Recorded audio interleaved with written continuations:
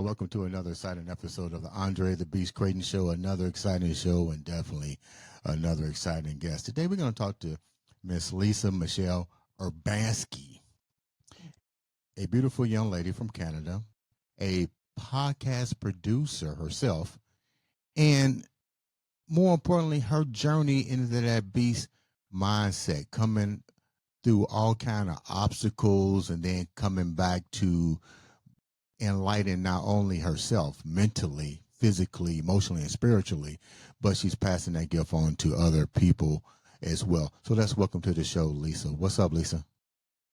Yeah, not much. How you doing? It's I'm in Winnipeg, Canada. We're having like a bit of a snowstorm today, so it feels good to be bunkered inside. How are you doing? I'm doing great. Hopefully you got, you know what, when you're caught up in the snow in Canada, like I said, we have been getting a lot of Canadians on the show, and you guys are so lively and so friendly and so outgoing. So my question here before we start the show, we have a different take on being snowed in here.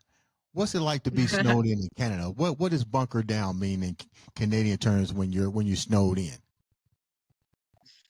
You literally cannot go outside, so you have to like trek through the snow. It's like imagine snow up to the middle of your door. So it's like, yeah, it's like the funnest time ever. You just throw snowballs at each other and make snowmen, and no one can go to work, and everyone snowmobiles down the street. Yeah, it's the best if you can get outside. What do you eat? Like I like chili. What do you got? What do you guys' dish when it's snowed in like Yeah, that? I mean, I think everyone craves like a hot meal when it's cold outside. So I'm constantly making tea all day long. I just made some stew before the show. So yeah, it's Um, something comforting about it. yeah. Now let's get right down to it. And thank you so much for taking time out to come onto the show. Such an interesting story. But first, before we do that and get into the 10-year part of this journey, tell the viewers a little bit about who you are. Yeah, so I've always been really like a cosmic thinker, always really expansive, a woman that never played by the rules. So I've always been like unconventional in a sense. Yeah, and I grew up in a small town, wanting more out of life, but also being really sensitive to energy. So I was always feeling everybody else's energies, and I was always given all these tasks because people always felt really comfortable around me. And so I was given a lot of responsibility as a really young child, but I didn't understand any of it. I guess I had a really good poker face. And so I was so interested in expanding my mind. When you said a lot of responsibilities, give me an example of that. And you grew up in a household with both mom and dad, brothers and sisters, a pretty well structured family, no dysfunctions as far as you can remember. I mean, there's dysfunction in every family. My family was incredibly dysfunctional. I had an older brother who was an overachiever and parents who really expected us to work real hard. And so we were put pressure on, there was a lot of pressure put on us to like do really well in school, to work really hard for everything we achieve. Hmm. Um, but I had this old soul. So like I was in kindergarten and the principal would like give me a job to, help the new exchange student find her bus route and show around the school. And so I was always like given these tasks to do and looked at like I was like older than I was. Right. How did that make you feel? Now that you I look mean, back when I on was that age, I was like, I don't know what's going on. I was nervous and scared and terrified because it was like, I need someone to look after me. it, when you just brought up something and you need somebody to look after you, were your parents too involved in their career that was kind of like maybe an oversight? No, it was more of my mom was super anxious and my dad worked a lot. So he was always on the farm doing things. And my mom was just really emotional and anxious and she worried a lot. So you guys are farmers? Did I get that? Did I understand it? So I grew up in the country. Yeah, my family had an acre, like all lived on the same mile road essentially. And my uncle is a farmer. He's still here. And he lived right next door to us. And so my dad helped him with grain farming a lot of the time. When did the shift change? Because we get 10 years of addiction. And what type of addiction was this, and when did this take place? Because it seems like so far, excuse me, seems like so far your life is pretty good. You know, you guys have farmland, you close knit family, a little bit of crazies. We also have that a little bit in our family, a little bit of Yeah. overachievers. Those things are pretty much what you have in your household. But other than that, everything seems to be okay. So when did the shift change for you? Because were you exposed to the big city? Because you said you grew up in kind of farm, so you weren't really subjected to the bigger parts of Canada, right? No, it was all this inner desire to expand. So I was like really curious about substances and cigarettes and alcohol. And so for my 12th birthday, I got all of my friends to sneak some alcohol from their parents, and we all had this camp out in my in my yard and started drinking like vodka um and then we found some cigarettes at the zoo, and I remember smoking those, and like it just gave you this feeling of like being in control, if that makes sense. It's like I felt like deviant, and there was a part of me that really enjoyed that. Okay, you're 12 years old and you're taking your craft that you learned in kindergarten of quote unquote responsibility, but leadership, and you're convincing other 12-year olders, are probably, were they your age or younger? They had to be younger because they're sneaking alcohol and No, we were all in the cigarettes. same grade. Yeah, we were in the same grade. Okay, you're not telling us the full story. You was pretty bad growing up, wasn't you? Yeah, I mean, yeah, I like to party and I like to have fun and push the rules. Yeah, definitely. When you said that you convinced these individuals to participate in your deviance of consuming alcohol and adult behavior, how long did that last? And how do you think that contributed to the 10-year span of addiction? Yeah, that was like the catalyst for it, I guess. I mean, we got busted. We're 12 years old. My parents are home. They see us walking around the yard drunk, and the boys are in their boxers, and the girls are crying and walking down the gravel road. So, I mean, it was pretty obvious that something was going on. So, I remember my mom finding the bottle of vodka in the tent. And I mean, I was grounded for that entire summer. And I guess it's just I was always like friends with the older crowds, and in a small town, that's what we did. We partied a lot, and I was just so interested and intrigued with experimenting with different substances. And so we started using marijuana. Um, and then as things got older, I just started doing it more often. But believe it or not, my grades were like I was getting A's. Like I was getting straight A's. I was doing really well. So there was this contrast. It was like I was presenting as this girl who had it all together, Mhm. but in the background, it was like I was totally messed up. I was so lost. I didn't know who I was, and I was outsourcing all of my power to those substances to hold it together in a sense. Let me ask a couple of questions here. When did, if you're from a small town and everybody is kind of close knit, so to speak, how did you even have accessibility to these substances without your parents and your family members even finding out? And how did you even participate in doing them? Because your mom found it, the first bottle, inside the tent. You own a farm. How did you conceal all this stuff? How did you get your resources, and how did you conceal your resources? I mean, small town, there was 2,500. So, I mean, not as small as maybe you may think it is. So, I mean, I was friends with the older crowd. Like I said, I had an old soul. I am really social. I had a lot of friends who were older than me. So they would buy me cigarettes, buy me alcohol. The older crew who went to the big city would get their drugs and bring it back and sell it. So it was everywhere. Yeah, it's not hard. It wasn't hard. So who was taking accountability and responsibility? I mean, I could if you did that here in the States, man, you'll go to jail. I hmm mean, you would think somebody knowing that even though you are hanging out with the older crowd, I'm not going to contribute to a minor. Does that make any sense?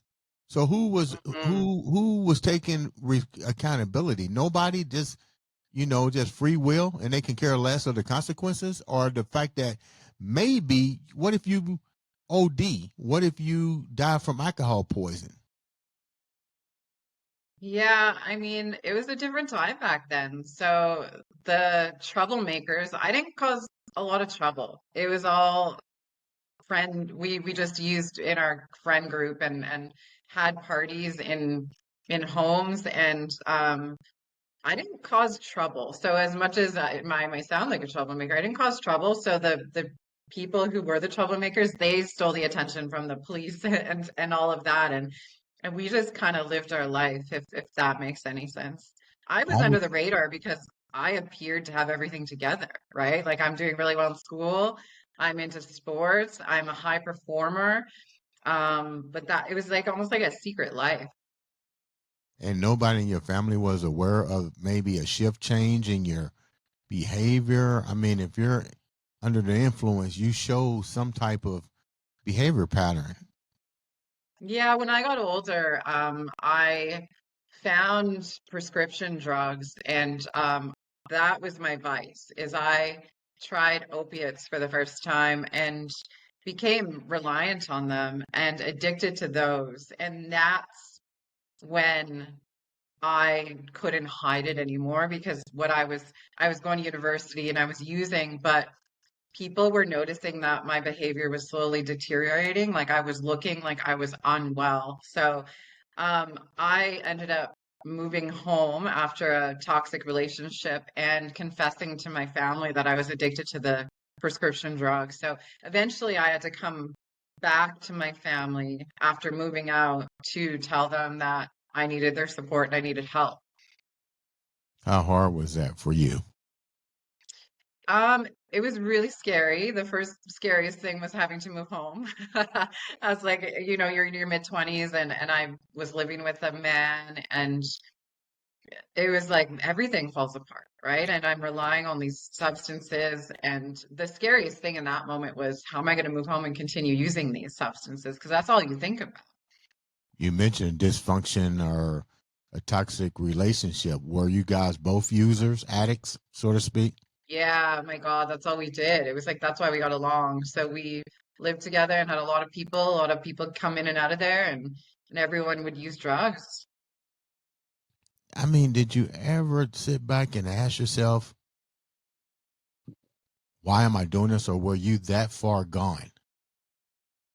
I always knew that that wasn't who I was. So through all of it, I had this burning desire, this light in my heart that yelled at me every day that was saying, this is not your life.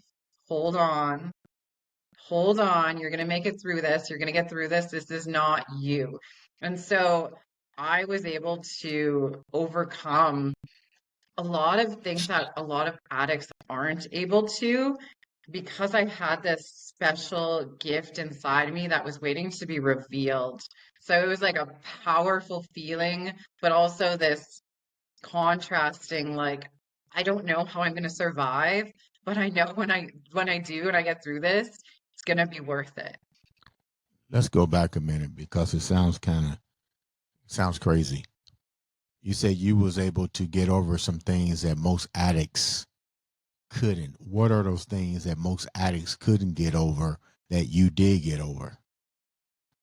Breaking the cycle, believing in myself, stopping the drug use, going for help, asking for help, seeking out rehabs, wanting more, pushing myself, getting jobs, continuing to hold a job, staying in university as I was struggling. Like, even though I was reliant on substances, I still pushed myself to achieve and to make something of myself, um, and push through that. So I feel really grateful for that, and I don't take that for granted. How old were you when you had to finally go to your parents? I was in my mid 20s. I would say 27, about 26, 27 years old. Were you close to? Are you close to your brother, the overachiever? I am now. Yeah, we didn't get along that well when we were both in school together. How did he? Just a two-part question. Were there resentments towards him because he was an overachiever? Because you had to almost get validated from your mom and your dad because of what they expected of you, even though you was exhibiting academic excellence. I would think dealing with an overachiever in the household, that can kind of put a little bit more light on you as well. The more he achieved, the more you have to achieve to level up, so to speak. What was that like for you? And was that one of the cases as well that might have triggered you to what we might say go outside the box? Yeah, I mean, he always did better than me at everything. And so I probably had an intuitive way of wanting to compare to him to get recognition, essentially, especially from my father, because my brother was a AAA hockey player. And so he was always doing these things that my dad was involved in. And I wanted to make my dad proud of me. So I think that was part of it subconsciously, Mm-hmm. but it wasn't at the forefront of my mind. My brother actually really resented me and was really angry at me because I was out of control, and he saw something in me that I didn't see in myself. So he did not enable the behavior. He actually stopped talking to me for a while when he found out what I was doing. And I think that was the best thing for me, was cutting that communication, because it showed me that he really actually cared about me, and he believed in me, and he wanted to see more from me. So he was like a catalyst of change for me because he believed in me. You said you're better now. Yes. How long did it take, and what was that like? Who shared with who? What each one of you guys were feeling that enabled you to men? And I'm gonna tell you where we're going with this to the listeners as we start to dig deeper into Lisa's journey. You will understand the power of release, forgiveness, and trauma, and how it all pans out. So for a while you guys wasn't communicating. So now you're back home. You probably still wasn't communicating with your brother when you was at home. Was he even more saddened because you were back home and felt that maybe there is hope or hopeless for you? So he had moved away for university, so he's older than me, so he wasn't around. I'm pretty sure your parents told him you was back home. Oh, 100%. Yeah. We didn't speak a lot. Um we didn't speak a lot until later on when I he would come home and visit. But then I turned everything around, and I started really focusing on sobriety and moving on to that next chapter of my life. Did he tell you to, or did you take it upon yourself, or did your parents give you an alternative? Because I want you No, to it see was how all hard it me. was to for you, because you said it was easy for you, but I'm trying to let the viewers see how easy it was for you. Did they say, hey, were you ever given ultimatums from your family is what I'm trying to say? And I've never once would say it was easy. It was the hardest, most treacherous, most awful time, excuse me, in my life. It was absolute hell. But what I'm saying is that I knew I would survive it deep in my heart, that energy. Um, My parents told me that they would spend essentially their life savings to send me away to a rehab. And that, when they came to present that to me as like a, I guess, what do you want to call it? They just came in and they just said, we will send you here. Do you think that would be helpful? I think that flipped the script for me, and I was like, shit, I can't let my family do that. So I'm gonna get my shit together, essentially.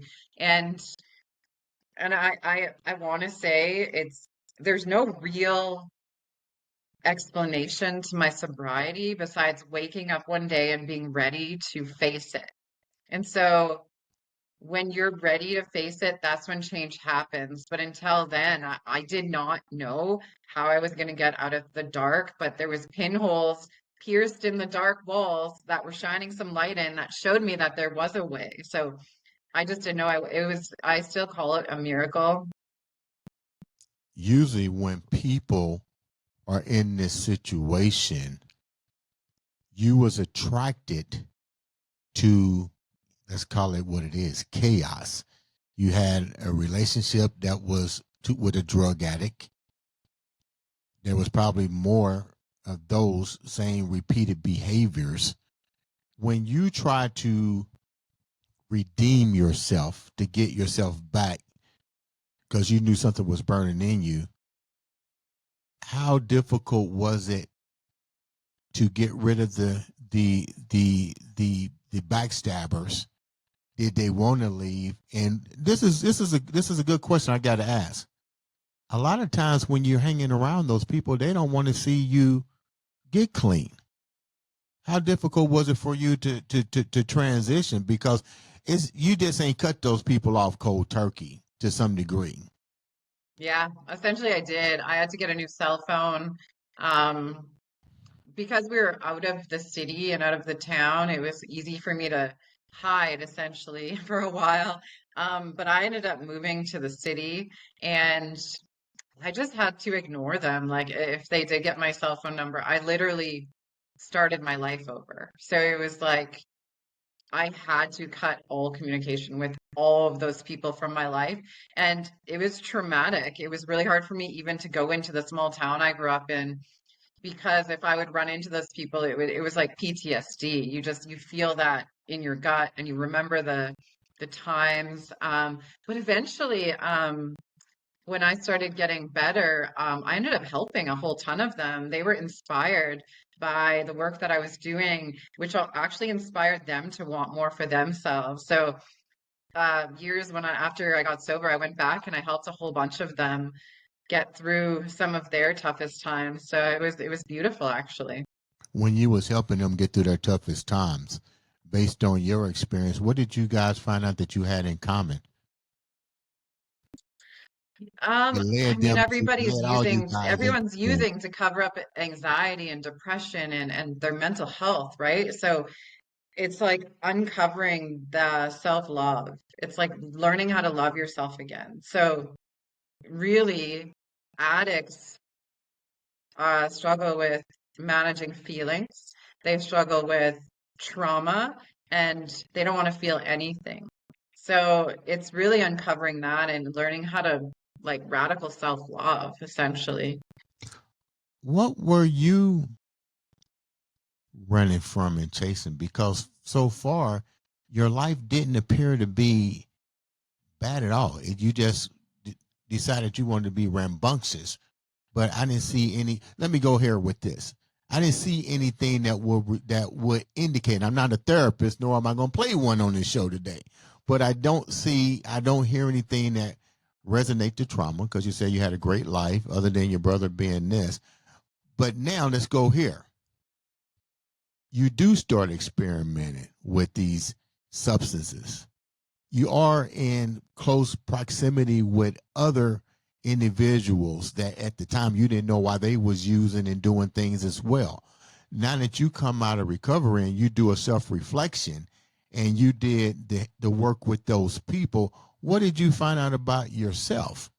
I realized that I was an empath and an intuitive, and that I could feel and sense energies that were outside of myself.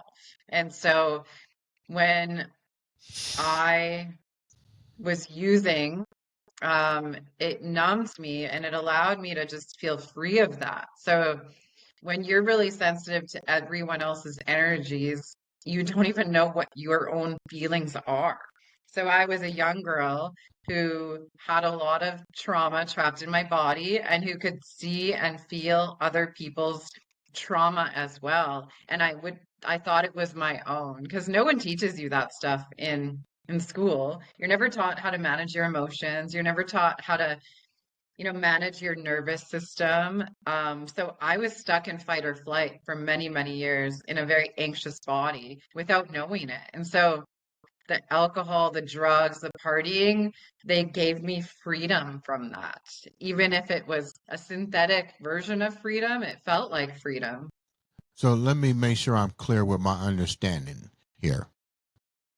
You had the ability to have im, im, im, feeling other people's emotions, but make sure I'm understanding your trauma that you're telling me was the burden of feeling other people's traumas and things they was going through that you are now carrying their load. Am I understanding that right? No, it's not a burden. It's a gift. And so having the ability to feel what other people are feeling. But when you don't know how to manage it and when you don't know how to protect your energy in a sense, um, then it can feel like it was my own. So it was like, it's like if someone really, really sad walks in a room, you're gonna feel that emotion from them. Mm-hmm. But if you're not aware that you actually feel it like a sponge, like empaths do, who are intuitive, then it's going to feel 10 times worse for you than it does for an average person. You mentioned losing your life more than as many times as you can count. Go explain that part. There were several times when I was using so much that I didn't know if I would wake up the next day. I overdosed several times. I was in the hospital several times because of overdose. And several nights where I didn't want to die. I really did not, but my heartbeat was so faint. And I remember I would force myself to stay awake and just chug water, just continue chugging water because it was like I was going in and out of consciousness and just holding on. And again, that voice was telling me to hold on. So there was many times, when you're an addict, there's no top end. It's like you're chasing that feeling that you usually never get again after the for the first high. But it doesn't end. So yeah, I'm very lucky to be here today. One thing I do know, when you're in the hospital, you have to provide an emergency contact. Your parents didn't know that you almost OD'd several times in the hospital? Um, I was an adult at that time, so I mean, I wasn't unconscious. I was just really sick. Wow. So you go to the hospital and you're throwing up constantly. So I would lie. I would tell them I had food poisoning or something, or like talk to the doctors and eventually they knew because they're not stupid. But when you're an adult, you're not forced to tell your parents, right? Yeah. Um, I misunderstood. I thought you was like almost died and felt like usually when you're at that state, somebody's making a phone call. Oh, yeah. Well, I mean, In for my, I'm lucky to be alive. Like just that laying in bed at night in a sweat, the bed is soaking wet, my heart's barely beating. I never told anyone. I would just, like I said, chug water and like pray and hope that I wouldn't die. So it's like that. It was more that feeling. That was on my own, essentially. You talk about your healing journey. You also mentioned releasing wounds. This allowed you to release. When you talk about releasing, what are you releasing on through this journey of self-discovery with all you've gone through? So I learned how to remove trapped emotions from the body through energy work and through actually facing the trauma. So once I started removing the trapped energy from my body, um, it became powerful because then my body started healing on its own. So doing things like yoga, meditation, being in stillness, learning Reiki, doing different things with the body that are kind of separate from the Western medicine world really started helping me feel better. When you say different from the Western world, explain that a little bit, please. Yeah, I several times went to doctors in the hospitals for help, and they would put me on more medications, and essentially everything that they were doing was making it harder and harder and harder, and it wasn't helpful. And so I had to seek out natural paths and use natural ways of healing. It wasn't until I started doing that that I started healing, actually, because doctors essentially they would just put me on more medications. They're like, oh, you're anxious? Well, here's some more medication for that. Oh, now you have a side effect from that medication. Well, let's put you on this medication to get rid of that side effect. And then I felt like a zombie. So it was like being addicted to drugs, then going on medications to manage the symptoms from that, and then feeling like you're completely numb and not yourself. So learning how to get kind of purify my body so that I was natural. You mentioned something about going to the doctors and they getting ready to prescribe medication for you. Were they aware that you were a recovering addict with medications and alcohol prior to them seeing you? Oh, absolutely. Yeah. Don't you think that's kind of odd that knowing that your biggest issue is addiction, that they will give you more medication? Yeah. I mean, I was in the system for a long time. So, yeah, it's bizarre. With that said,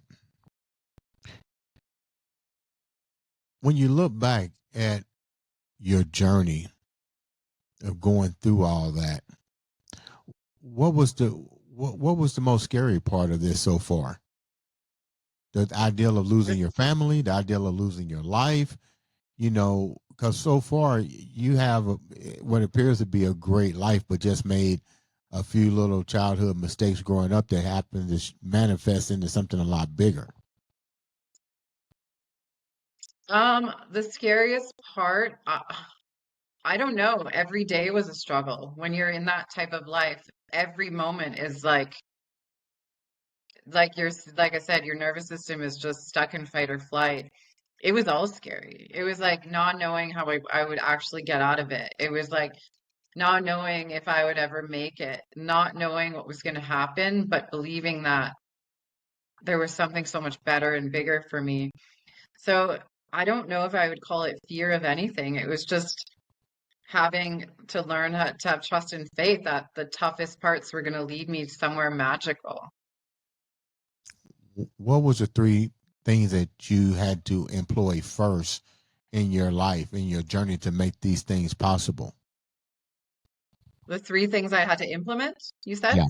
Mm-hmm. Um, a healthy routine, um, a good coach, and a holding a job. So I found when I was in a good routine and I started working out and I had someone to talk to about the mental angst that I was going through and working in a career that made me feel good was helpful.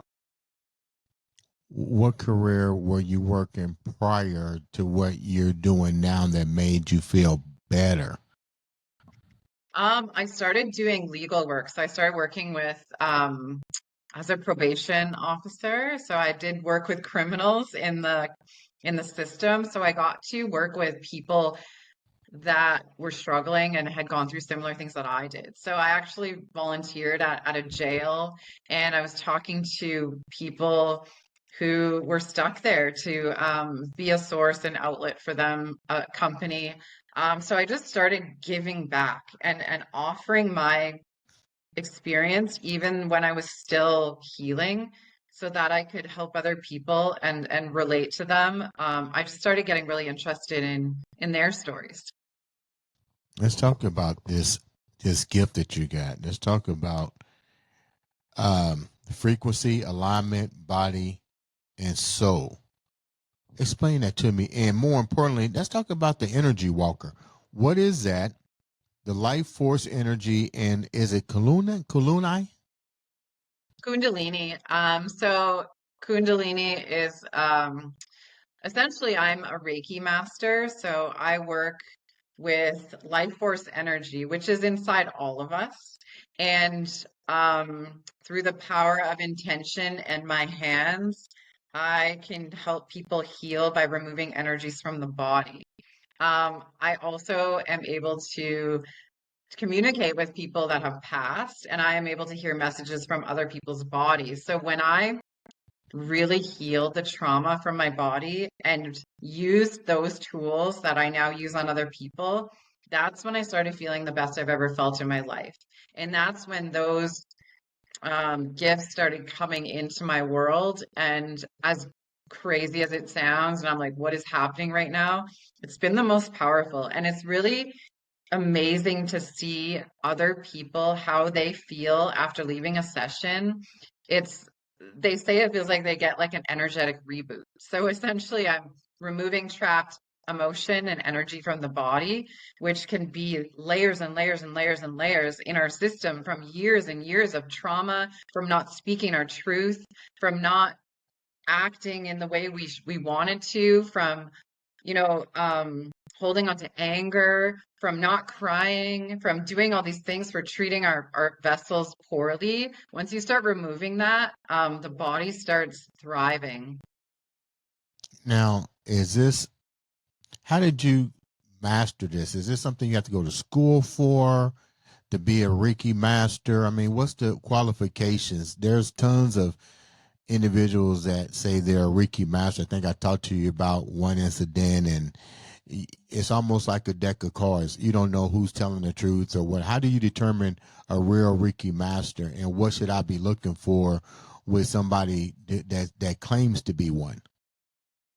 So there is a course that you take, and then it's a practice. So I was taught by a Reiki master on how to utilize this beautiful gift. And I mean, how do you know? It's just like anything in life. You have to talk to, if you see someone is claiming to be practicing Reiki, you have to ask them questions. You get a feel for them. I think anyone can tell if someone is being authentic, genuinely. And if you're curious at all, try it and see how it makes you feel. What kind of questions should I ask somebody that claims to be a Reiki master? I mean, if I'm unaware, I'm not even going to know what kind of questions I'm supposed to ask. I don't even know what a Reiki master is supposed to do to make me convinced that they know what they're doing. So, could you answer that question to the audience?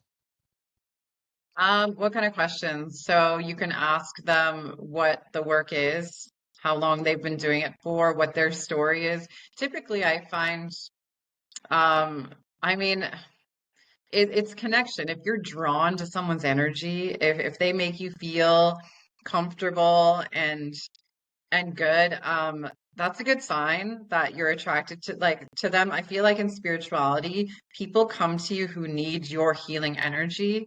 And so I think it's just like getting to know someone in general. I mean, if it's the same thing as picking out a massage therapist. You just got to get to know them. And if you jive with them and you feel comfortable with them and they make you feel nurtured, then you're going to have a good experience.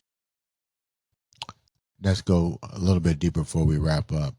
You said you've been given another gift where you can talk to people beyond. Explain that a little bit, and how did that come about, and how did you know you have that ability? As I was learning the Reiki and became master trained, I started dealing networking, and I mean, I co-host a podcast, so we started having guests on that, did past life work and mediumship, and it was almost like all of these situations started synchronizing in my life. And then one day, I had someone hire me to work on her energy after her father passed away. And in the morning time, I heard a voice, and it was they introduced and I'm so open, and so I'm like, who's talking to me right now? And it ended up being this person's father. And he said, I know my daughter's coming to see you today. And he started talking to me. And I didn't get scared. I didn't, I just accepted it. And when she came in, I had the guts to tell her, hey, listen, your dad's here and his energy, and this has never happened to me before, but he's honestly here right now. And I was able to tell her things that he wanted her to know. And it was things that I could never have known without him actually telling me them. And so I'm sitting there thinking, what the hell is going on? And then when she was validating what I was saying, that's when I truly believed them. So I think I've had this gift for a long time, but pushed it away, pushed it down because society tells you that, people who are mediums could be crazy, or, how do you tell someone that you can speak to people who are past? It just, yeah, it scared me before I was really confident in who I was. So how many times have you had this encounter of spirits of the other side coming to talk to you? I talk to them all the time. They come all the time. I'm constantly talking to my grandfather. And it's not like having a conversation. It's a knowing. It's specific. It's a feeling. So it's not like I'm like picking up a phone and being like, "Hey, Grandpa, what are you doing right now?" It's more of like his energy is here and I can feel it, and I can hear him tell me he cares about me and he sees me and to keep going. So it happens quite often when clients come in and they're laying on my table and I'm working on them.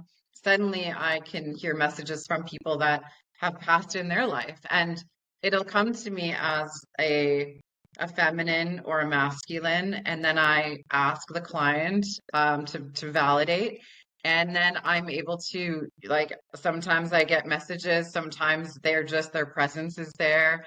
So How do you it's know their very unique to presence the is there? individual. How do you know their What's that? presence is there? How do you know if their presence is there? And They announce themselves. how do You they? can How do they? feel the I'm energy shift curious. in the room. I'm curious. How Yeah, do no, they you can announce feel the themselves? energy shift in the room. They tell me that they're here. I can hear their messages coming in. It's a really difficult thing to explain to someone who hasn't experienced it. It's just a message. It's a feeling, it's a vibe. Yeah, they announce themselves. So they come to you, and I'm trying to think of every question my listeners will be asking.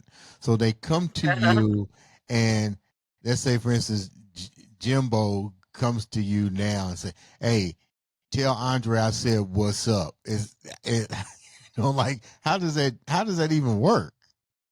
Yeah, I think it's the way I see it is I have a gift that when I'm working on people, if their ancestors, if their relatives want to come through and be with them in my presence, people who are really open and who have an open vessel and channel, it's almost like the spirit world feels like they're able to communicate through them.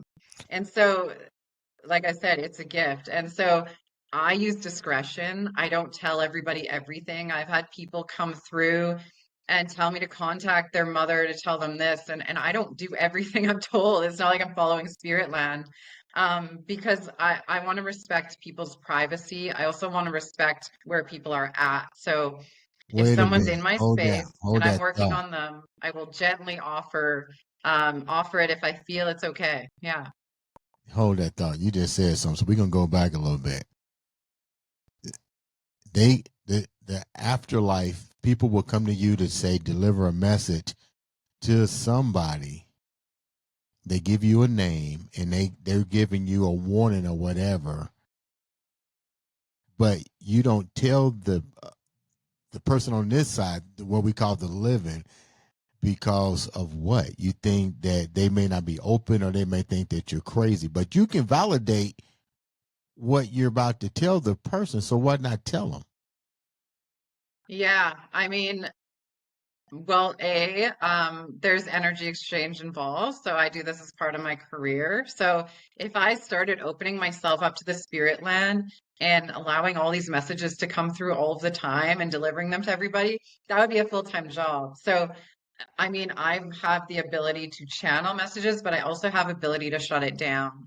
And so when I first got into it, I was getting all these messages and it's overwhelming and it wipes out the body. And I have told people messages that their children have said that they wanted to tell their parents if a child has passed. But I use discretion and I shut it down and I use my gift when I'm working. You would think, when we watch television and we hear about these, and we had them on our show, people that have near death experience and they come back, you would think that their energy has moved on, or should we Mm. say elevated to the next level of creation. So I'm asking you, best you can answer this to the best of your knowledge, why haven't they extended? Why are they still here? Because we don't know how long they've been deceased or whatever, but why are they still here? Why haven't those energy forces blossomed to the next level of creation? That's an interesting question. I believe that they are or they have, but they still have the ability to come back and communicate. I believe spirits are everywhere with us all the time. I can sense energies in various scenarios at all times. Yeah, I think they do. I think they just have the ability to communicate with certain people, and some people get trapped. I believe that some people get trapped in the third or their fourth or fifth or sixth dimension when perhaps they've passed too soon. So if maybe someone committed suicide, I believe that they interrupted the timeline that was meant for them, and they could perhaps get trapped in this really weird place, like almost like a void. Um, but yeah, that's a tough one. Because my grandfather's doing really well. It's not like he's like stuck somewhere, but he still has the ability to communicate with me. Do you ask them, what are you doing now? I know that they play cards a lot. Who's he? Who's Like he I playing? get Who's messages he that playing we're cards with? fine. Who's he playing What's cards? that? Who's he playing cards with? My family. We have my grandma's passed. I've seen images of them. Yeah, he loves playing cards. So What, doesn't he want to ascend and do something else? I know he's in his own heaven, but it seemed like to me you would want to do something else. what do you believe happens when you pass? I believe that you have the ability to ascend to a different dimension if you choose to. Mm. If you choose to. If you're comfortable where you're at, I call it, if that's your heaven at that moment and that's where you're comfortable, yeah. Kind of like what you said, you have the ability to quantum leap into different areas. But to me, it seems like the whole ideal of life itself is like a flower. You want to keep blossoming and keep going and extending to source. Is what I'm trying to say. So what I believe is that we are here on a mission, but if we don't clear up all of our karmic cycles, we will be sent back to relive until we learn those lessons. So until we truly live all of our karmic cycles and we become those conscious leaders, the people that want to help the world, that's when our timeline shifts a bit. So people, I think some people pass away and then come back in a different body. We've all had tons of past lives. So that's what I believe. So the higher you go, the more karma you clear up, that's when you get to ascend the most, transcend the most. You're speaking my language. Need we go deeper? so Yes.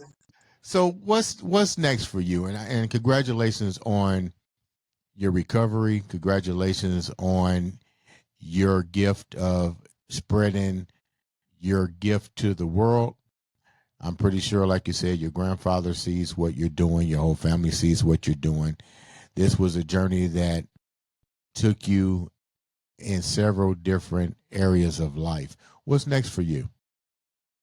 Yeah, so I just want to continue inspiring people with my story, spreading the message, working on more individuals, um, working on myself. My work is my life. And so looking after my channel is going to spread love and energy to the rest of the world just by me looking after myself. So just continuing to do good on my part and help people and spread beautiful messages. Yeah, and then we'll see where it goes. What do you think the world is missing now? You have done great with creating your own heaven here on earth, so to speak. But but you have also had a chance to look into the hearts and the souls of a whole lot of different people, even the people that have passed and still are flourishing on the afterlife. What are we missing here? What do you think is going to happen to us as humans on this planet right now with everything that you've witnessed, you've seen, and what you've gone through? So the energy of the planets are of the planet is shifting right now into a more conscious way of living. So I think people who have been avoiding facing their trauma, who outsource their power to alcohol, drugs, and stuff like that, are going to get a bit of a rude awakening. I feel like What do you the mean? way A the rude energy is awakening. shifting, and what's that? What do you mean a rude awakening?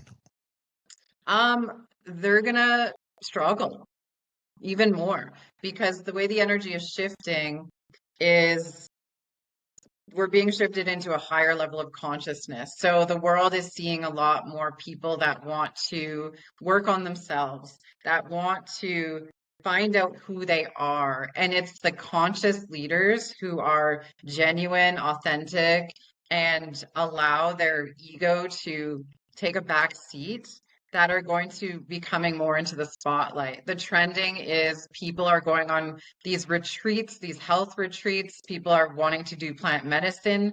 Um, the world is trending more into like radical self-love. How can I be more of an individual? How can I be my authentic self? And so we're going to see changes in careers. 10 years from now, I can't see a lot of regular 9 to 5 office jobs being popular anymore. I think it's more about the individual and how we thrive as who we actually are. You know what? Thank you so much. How can the viewers reach out to you? Um, you put my Facebook, Instagram, LinkedIn links in the show notes. They can find me there.